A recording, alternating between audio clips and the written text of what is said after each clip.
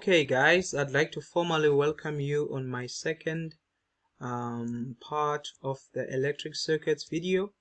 It's just a continuation of electric circuits.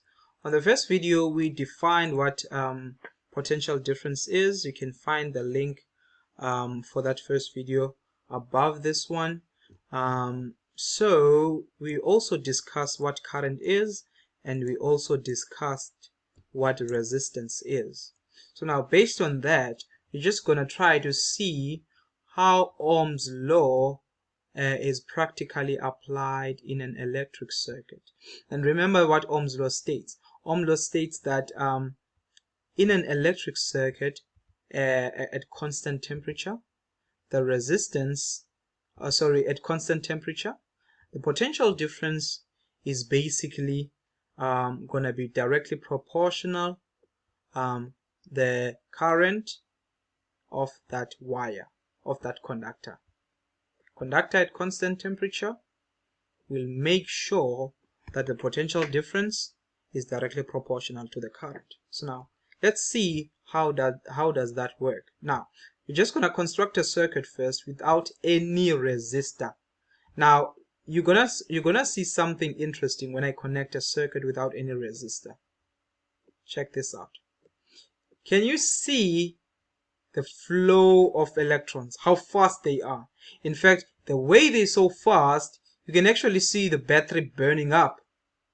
Now let's see what happens when I try to add let's see what happens when I try to add a resistor. Say when I try to add a resistor, it's going to be a 10 ohm resistor, and let's say our battery is going to be what?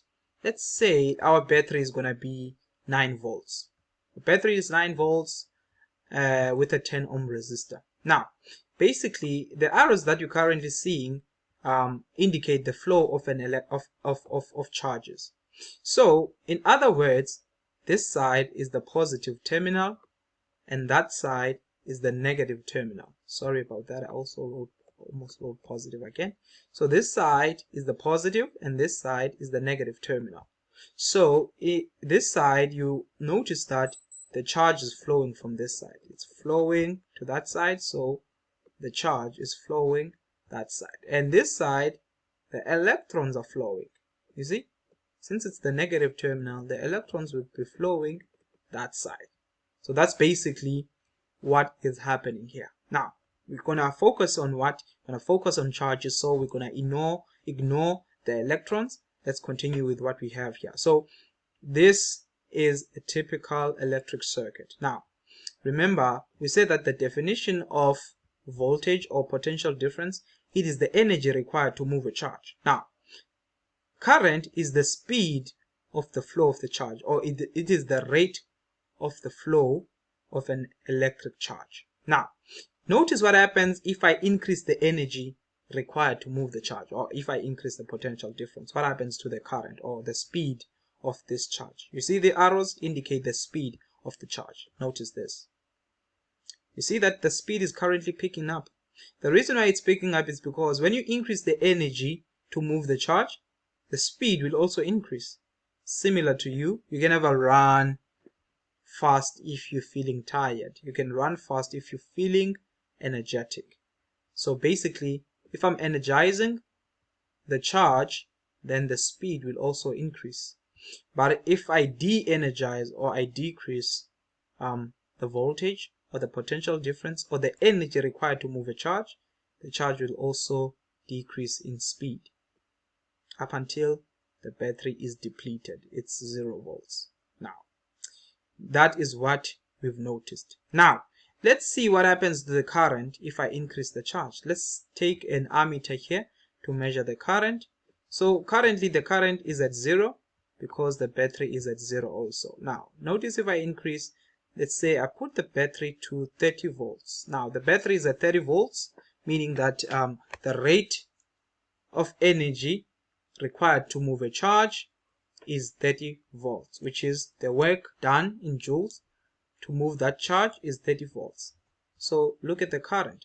The current is at 3 amperes. Now remember, according to Ohm's law, the formula to calculate voltage, the formula to calculate voltage is, voltage is V is equal to what? Is equal to I multiplied by R. I multiplied by R. And the formula to calculate current is I is equal to what? Is equal to V over R. Is equal to V over R. Now, if we substitute what we have as V, we know that V is currently 30 volts. 30 volts divided by how many? 10 ohms.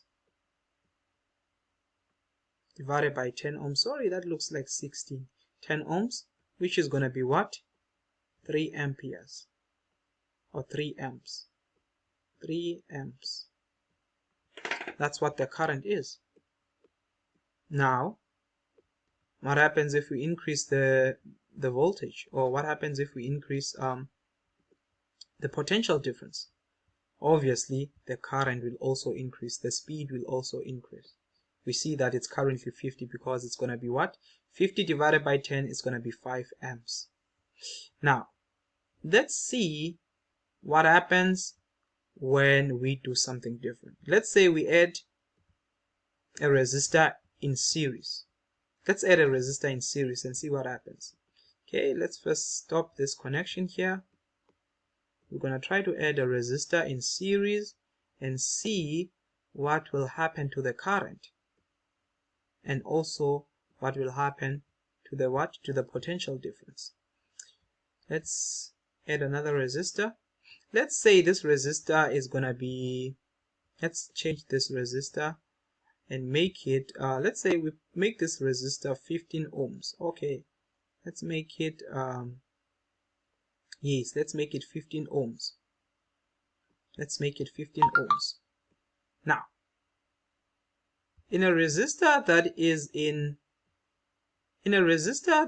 series, basically the current will be 2 amperes. Now, how did that happen?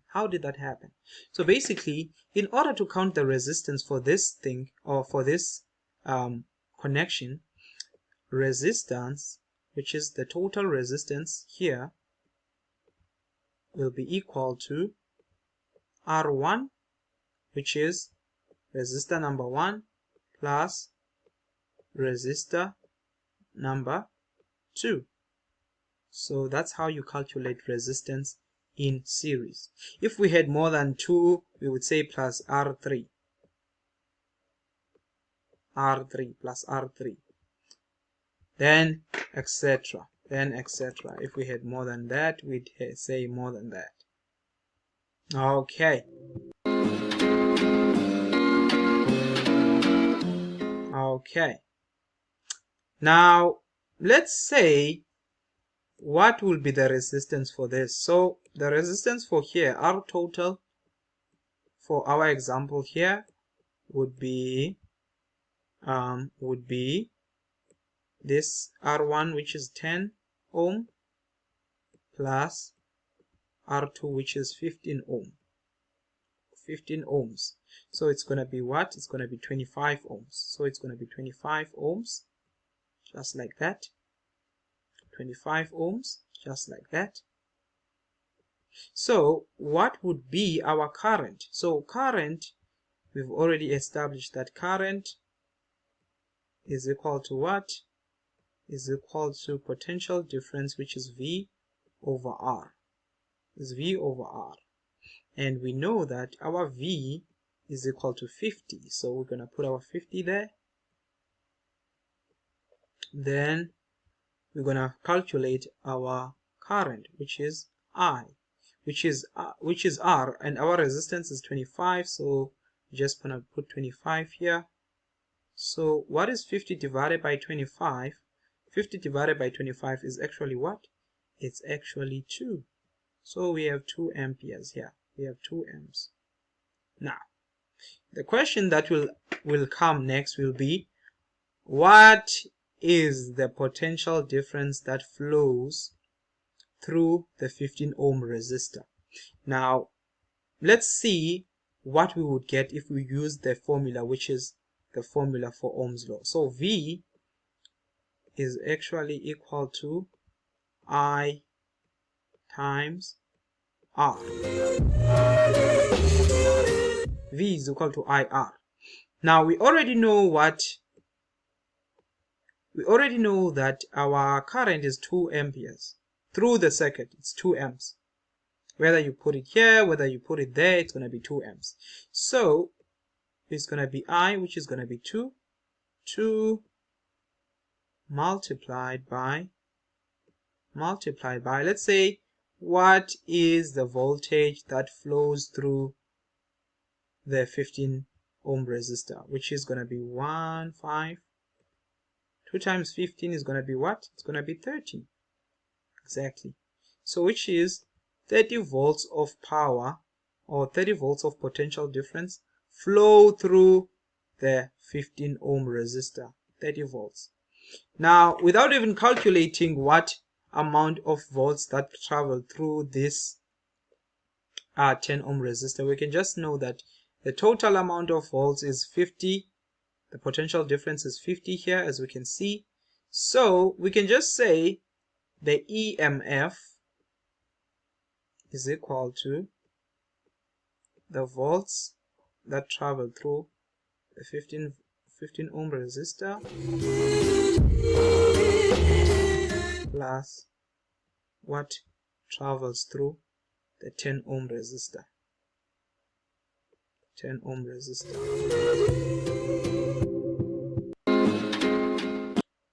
Which is gonna be V of 10 ohm. And I had been waiting. Of 10 ohm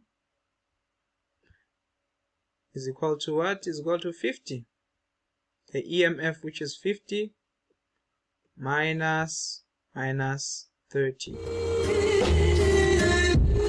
Minus 30, which is gonna be what? It's gonna be 20 volts. 20 volts. Now let's see if our voltmeter will agree with our calculations here. Let's see if our voltmeter will agree with our calculations. Let's try to connect our voltmeter here. Okay. Oh, wow. You see, we've got 30 here. We've got 30. Nice. Let's see what we'll have here.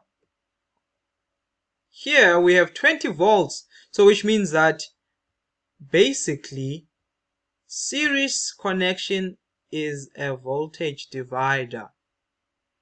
It's a voltage divider. It divides our voltages, or it divides the potential difference whenever you connect a series connection. That's what a series connection does. It divides your voltages. It divides it. So even if we added another resistor, it would divide the EMF, or it would divide the whole voltage of the battery.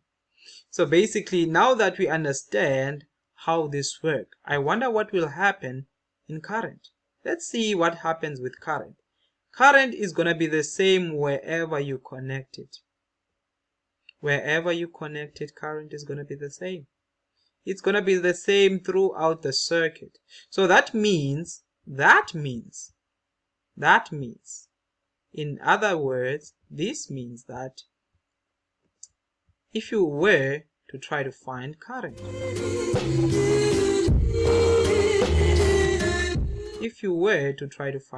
here, okay, let me just try to use my writing pad here. Okay, so that means that I1,